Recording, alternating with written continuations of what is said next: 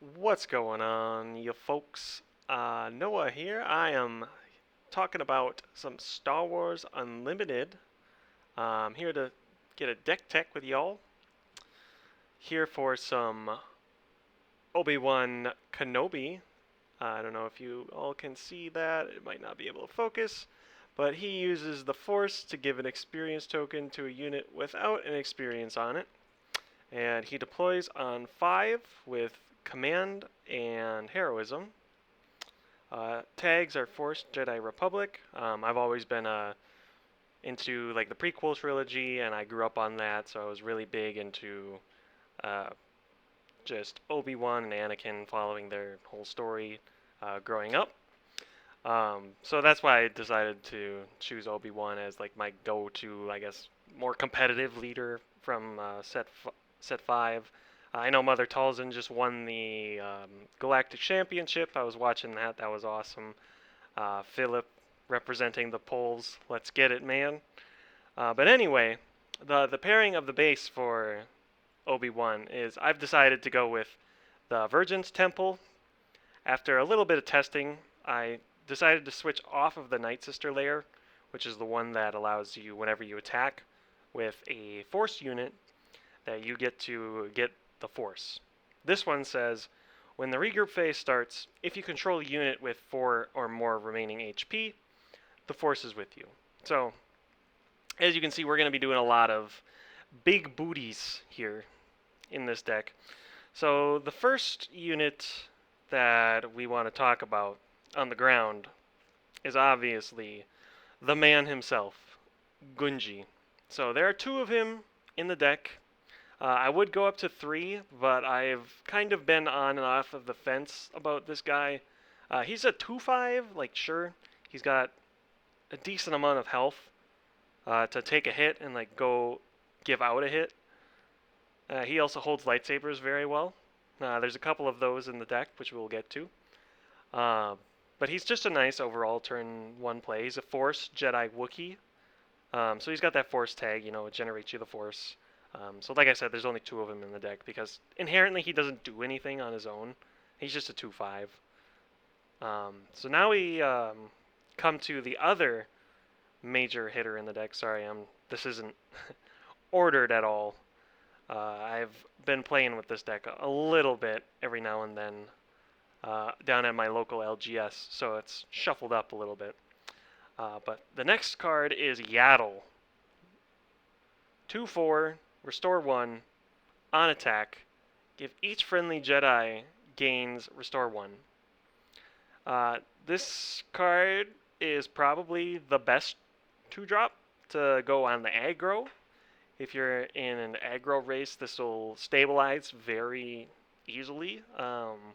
There's a decent amount of Jedi in the deck, and some Jedi that your opponent probably don't even realize is a Jedi, like some of the starfighters in the deck. The frigate, I think, is a Jedi as well, so we'll get to that card as well. But yeah, Force Jedi Republic unit Yaddle, one of the best cards in the deck, in my opinion. 3 of this because it just is such a good unit to have out on turn 1. Going on to the next 2-drop. Let me find him. Jedi Consular. So he is a 1/4 with the action. You use the Force and you play a unit from your hand, and it costs 2 less. So there's a lot of good 5 or 6-drop or 7-drop units in the deck that really care about wanting to be discounted or played cheaper, as it so were to say. Like Ki-Adi-Mundi is in the list. We'll come to him. And another card that I've been playing with that I really think just brings the whole thing together, especially on the top end. We'll come to that card eventually, but he's gonna basically be the new U-Wing Squadron for Force units. But I wouldn't say he's a U-Wing in himself. You could obviously run that in the deck. I don't have any. I probably should be running them in the deck, but I just don't have any on me. So on to the 3-drops. I'm running 3 Yodas. He inherently has Restore 2, which is pretty good for a 3-drop. Restore 2 is a lot inherently on a unit, especially on the 3 side. Like if you think about Luke Skywalker, he's Restore 3, and he costs 6, right? So Restore 2 at 3 puts in a lot of work. There are 3 Yodas in the list. When he dies, he will draw you a card. You know, there's just a couple of things that will draw you cards in this deck. We're normally on the aggro wanting to kill the opponent faster than they can do anything to us. So really that's the main game plan with Yoda, is if he dies, you know, you just draw a card. But he can frequently get up to like 3-4. You know, he's sitting there chilling. 3-5, I mean. So the next unit in the list is Obi Wan Kenobi. Force Jedi Republic. Whenever you play a Force unit, including this one, he gains Sentinel. Really solid play on turn 2 for stabilizing. He's a 3-5, so pretty amazing stat line. Notably, you do have to keep playing Force units for him to keep gaining Sentinel, so that can be kind of an issue. Sometimes you don't want your opponent to kill him. I've swung in with a unit, and then they attacked past Obi-Wan, and then I played a Force unit, and then he got Sentinel, and then there was forced to make a really bad trade for the opponent, which is perfect in my opinion. That's exactly what he's in the deck to do. He's simply there to soak hits. Now looking through the list, I only have 2 of him in here. I probably would be running a 3rd one if I had it, but I just don't. So anyway, on to the next 3-drop. Let me get them all together. I saw them all real close together. We're going ground, and then we're going to go to space. Alright.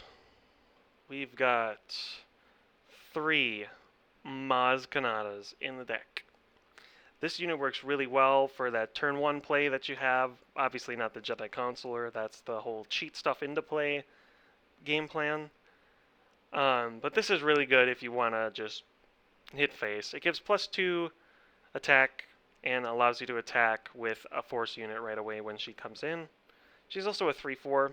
Is notably not a Force traded unit, so won't care about any of those other Force related shenanigans that like Yaddle is caring about.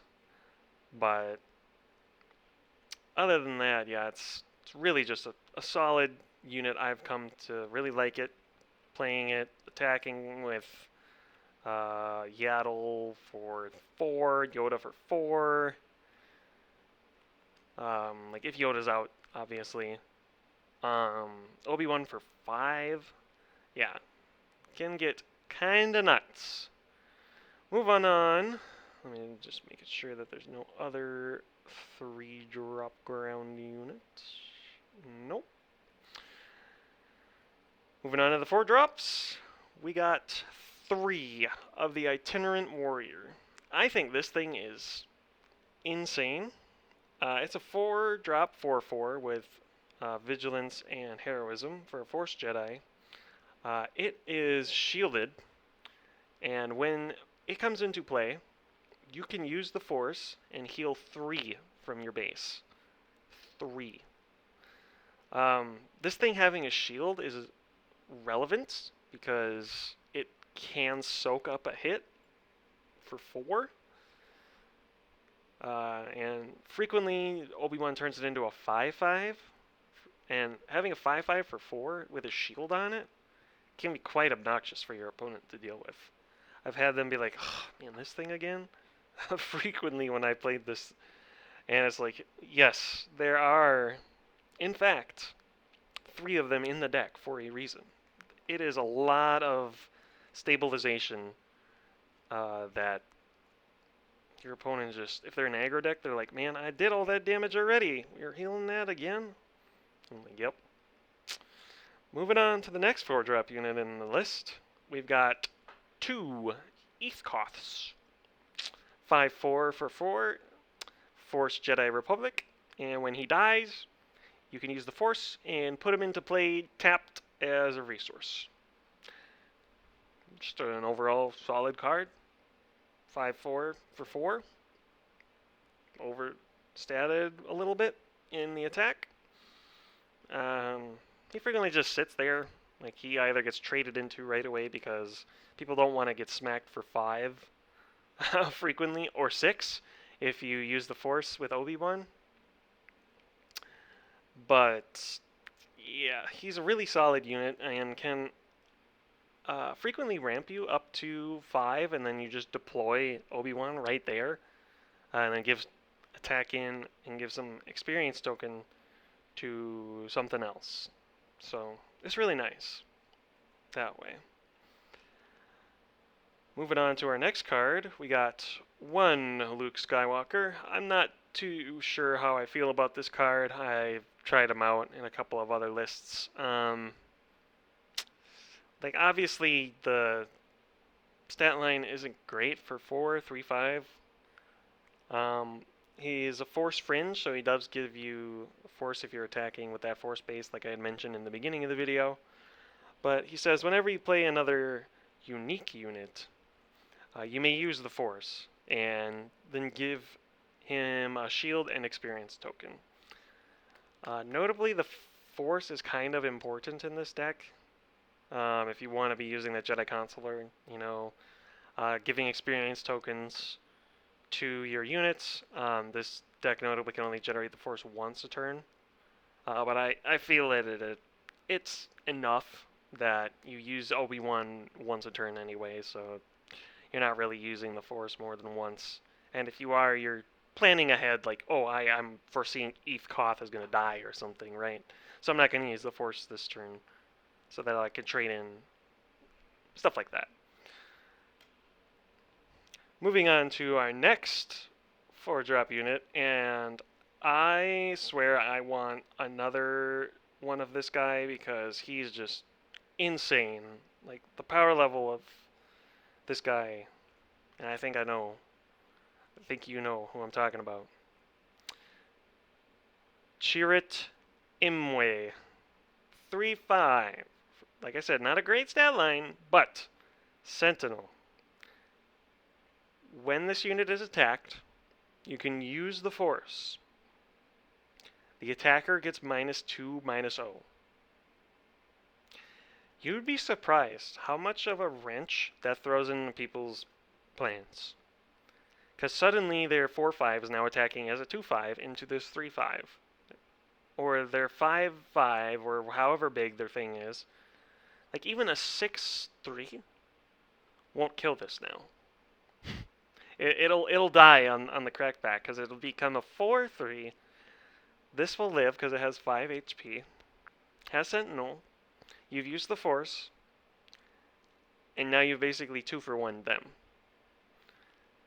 Obi-Wan into Chirrut is kind of disgusting. And I've done it a couple of times. And you're having them go through 2 walls back to back that are 3/5s can just end the game for some opponents because they just can't deal with it. Well, meanwhile, you're just going face the whole time with all of your other units, right? You just do not care. It's like, oh, okay, I'm gonna go face. You deal with these guys. Okay, have fun. On to the next unit. We're going up the curve now. Up to the 5-drop slot. We're having 2 Aayla Securas. I really like this unit from Twilight of the Republic. It's a 6/5 for 5. Again, that extra attack, in my opinion, is worth it. His coordinate, though, so It affects when you have 3 units. And at this point, we're probably having 3 units, even if you're discounting it on turn 2 to play it. Like the next turn, you'll play another unit, and then, oh no, she'll be attacking, and the coordinate is prevent all combat damage that would be dealt to her. So she can just murk something for 6 or for 7 and survive all the combat damage that would be dealt to her. And I'm like, alright. Frequently needs to just be alive and sit there, so I've thought about putting like a couple of cards in the list that might help her out with that, and we'll come to that. But on to the next unit with 5 drop slot. We have 2 Ki-Adi-Mundis, 5/7. He's got the Force tag, Jedi. Coordinate, when an opponent plays their second card each phase, draw 2 cards.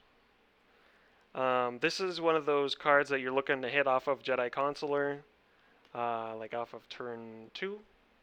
So you Jedi Consular him in, and people are like, oh man, I gotta deal with that Consular. Now they have a 5/7 in play that they have to deal with. He's also a 5/7 for 5. It's kind of overstated a little bit. He's got a thick butt, and if you put a lightsaber on him, holy crap, he's attacking for like 8. Whew. That's a big unit, dude. But anyway, on to our final ground unit, and I am sure everyone can guess who the final ground unit is. It is Mr. Kelleran back himself. 3 of him in the list. We really want to hit Kelleran back on that Jedi Consular. Playing him on turn, what was that? Turn 2, 3, 4, 5. Turn 4. To get 2 units into play off of his when played ability is just crazy. I've done it twice now that I've had him in the list with all 3. And it feels very satisfying to do. But anyway, Kelleran back. Force Jedi Republic. When played, search the top 7 cards of your deck for a Force unit, I believe. For a unit. Not even a Force unit. Reveal it and play it. It costs 3 less. So notably, we can play like some of those other higher costed units for cheaper. Like Ki-Adi-Mundi, we can discount down to 2 off of that if we're doing shenanigans like that. But I just find playing him on turn 4 for 5 is decent enough. So, and getting another unit into play, like 2 for 1, seems to be fine.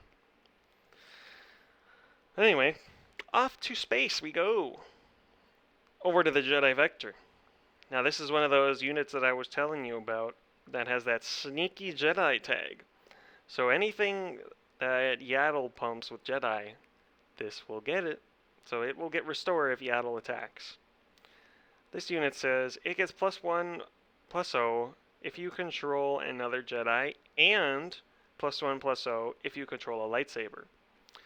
There's just 2 of these in the deck. I would have 3, but I only have 2 in my collection, so you'll see that it's a frequent thing that I run into, is I have cards that I would like to play, I just don't have enough of them to play with, so it do be like it do be, and sometimes it do be do, you know? Off to the 3-drop slot. I think I've only got 2 of these guys in here, which makes sense, but only 2 blue leaders. Ambush. When played, you can pay 2 and move them to the ground arena with 2 experience tokens. Notably, this deck is pretty space light, and I found that Blue Leader is just probably the best space unit that we could be playing in our mid-rangey aggro deck. So just 2 of them, and I find that does enough. Putting them on the ground for 5 is fairly decent as well. Attacking and deleting something, that's a problem. So not too shabby. Moving on to the next spaceship. It wouldn't be Obi-Wan's deck without Obi Wan's Aethersprite, right? 5-drop for a 4/6. When played or on attack, you may deal 1 damage to this, and then deal 2 damage to one of their space units. This also has that Jedi tag, so Yaddle will buff this and give it Restore 1 when it attacks. Obi-Wan can put an experience token on any of those space units that I've talked about earlier, because they don't inherently come with experience, except for maybe Blue Leader if you put it in the ground arena. But then you can ambush in, experience token it up to 4, so that it doesn't just die from like Mother Talzin or something, right? So we got 2 of those guys in the list. Can do some decent work on like Vader in space. Deletes a lot of those TIE fighters that he spams out. Also, a lot of his units are kind of 2-ish toughness, so dealing with them is pretty good with Obi-Wan's Aethersprite. Also, putting it in on turn 2, also pretty good. And then rounding out the space, we got 3 Paladin training Corvettes. I don't know how to feel about this card. I'm trying it out. It seems to be working pretty alright so far. I've put this in just to see it. It has that Jedi tag as well. So Yaddle can give it that Restore 1 that I'm looking for to just kind of stabilize in those aggro metas. Right. It says, when played, you may give an experience token to up to 3 other Force units.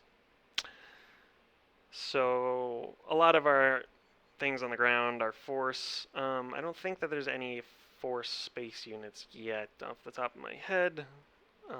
All of those are Jedi, so nothing too insane. Like, they have really good synergy with each other. Like I've said, like Yaddle bumps all those Jedi space units and gives them Restore 1 to help stabilize in the long run. But now onto the events.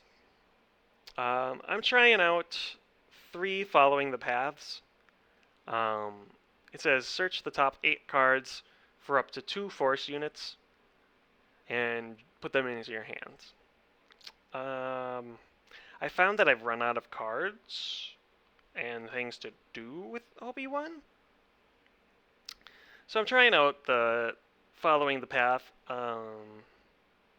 There was another card that came to mind that I was thinking of.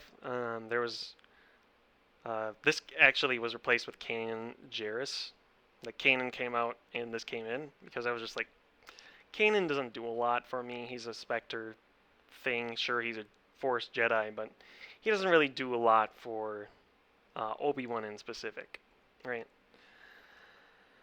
And the final event that we got is 3 The Force is with me. This card has won me so many games that you just slam this down on like Obi-Wan or something, and then they just like, okay, let's go to the next game. Like, okay. It says choose a friendly unit and give it 2 experience tokens. If you control a Force unit, also give it a shield token. Then you may attack with that unit. Sure, it costs 4, so it's a little bit on the expensive side for like an attack trick. But it does give 2 experience tokens, and notably, a lot of our units are Force units on the ground. And it just says if you control a Force unit, also give a shield token to the chosen unit. So if you play this on like a Blue Leader, it'll have 2 more experience tokens and a shield token. So it'll be even more obnoxious to deal with. And now rounding things out with the upgrades, we've got 2 Yoda's lightsabers. This is just a nice little lightsaber. It says attached to a non-vehicle unit. When played, you may use the Force. If you do, heal 3 damage from a base. I really like this lightsaber. It notably gives +3/+1. So that really nice power boost that we're looking for. This does not get hit by like the DPRK probe droid because that says defeat a non-unique upgrade. Still gets hit by confiscate and all that, but I haven't seen a lot of confiscate been running around at my local LGS, so there hasn't really been a need to watch out for it. And then rounding things off, we got 2 General's Blades, +3/+3, attached to a non-vehicle unit. If attached unit is a Jedi, it gains on the attack. The next unit you play costs 2 less. So kind of that Jedi Consular effect again. And some things that I was considering for this deck was the Obi Wan from set 1 with the Spark of Rebellion. It's got Sentinel, so inherently will defend us from those aggro mirrors. But when it dies, if you control a Force unit, which we frequently will, I believe it says you can give 2 experience tokens to a unit and draw a card. So it costs 6 for a 4/6, so not great on the stats, but you know, it's got Sentinel, and when it dies, it does something. So not irrelevant text. Another one that I was looking at was since we're in a Force meta, the Terran Tech. It's a 5-drop for a 5/5 that if an opponent has a Force unit, it has ambush. So I can just come in, murk something, probably survive, and then you give it an experience token with Obi-Wan. And then the last one that I was looking at was the clone from Legends of the Force, the 1-drop that says if you control a Jedi when it's played, it comes in with an experience token.